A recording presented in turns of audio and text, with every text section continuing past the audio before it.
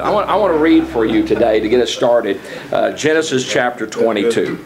Genesis chapter 22 is the story of Abraham when he takes Isaac up to the mountain. So let me just read a good portion of that to really give us a backdrop of where we're at. It says, sometime later God tested Abraham. He said to him, Abraham, here I am, he replied.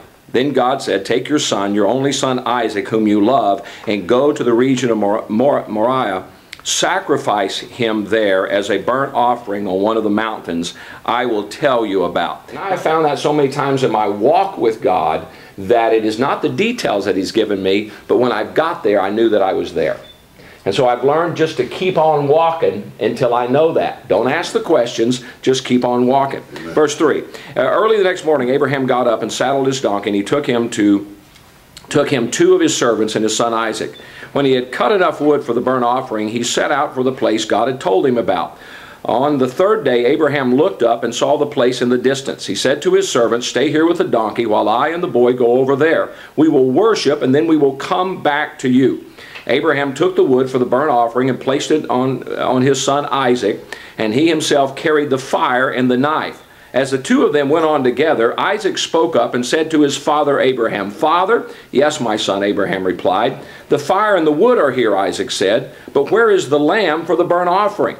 Abraham answered, God himself will provide the lamb for the burnt offering, my son. And the two of them went on together.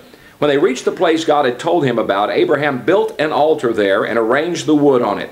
He bound his son Isaac and laid him on the altar on the top of the wood.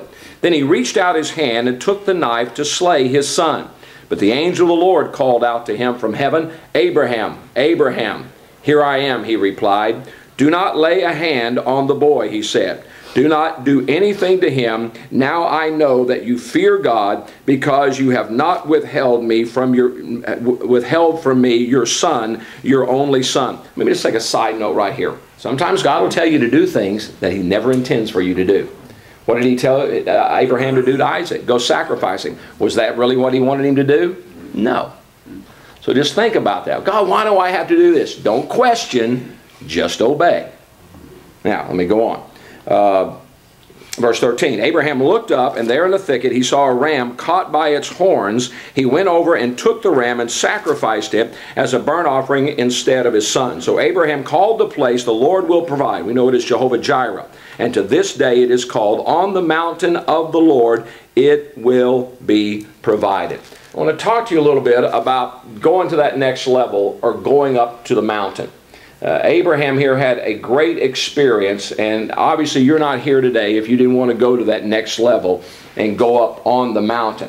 But I found that there's three things that are necessary in our life that's going to get us to the mountain. The first thing is found there in verse number 1, where again God tested Abraham, and He said to him, Abraham, and Abraham said, here I am. If you're going to make it to the next level, you've got to learn the power of submission. Of submission. When God spoke to Abraham, Abraham said, here I am. In other words, what do you want me to do?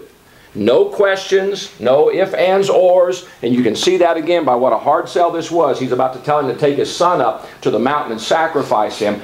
But Abraham's response was, here I am. Until we learn to totally submit ourselves to God, we ain't going nowhere. And we men really have a problem with that, of totally turning everything over to God. And that's the real test here that I think that God is testing Abraham with him. What was the most precious thing, obviously, that Abraham had was his son. And God says, all right, I'm going to see if you really are going to obey me. And as I said earlier, sometimes God will ask you to do things, not to get you to do them, but to see if you're willing to do them, because it is the sign of submission. So submission is the first thing. Submission is the first step. Can't get past that, first base, you ain't going to make it home. Submission. The next quality here that I find that you've got to have if you're going to go up on the mountain is found when He says in verse number 2, then God said, take your son, your only son Isaac, whom you love, and go to the region of Moriah and sacrifice him there as a burnt offering. So the first thing is submission. The second thing is sacrifice. Until we are willing to sacrifice something, nothing is going to happen. Now this is usually where my people said amen. If we are not willing to sacrifice something, Now, sacrifice is not just giving off the top. Sacrifice is giving everything. That's right. The third thing here, that if you're going to get to the mountain, and this is the part that I think a lot of people miss. Look down at verse number 4. Now they've gone to the mountain, they've got there, got the servants, they've got to the, God showed him this is the mountain. Verse 4, and on the third day Abraham looked up and saw the place in the distance. He said to his servants, stay here with the donkey while I and the boy go over there. Now here's the third thing. First of all, submission. Second of all, sacrifice. The third thing is separation. Is separation.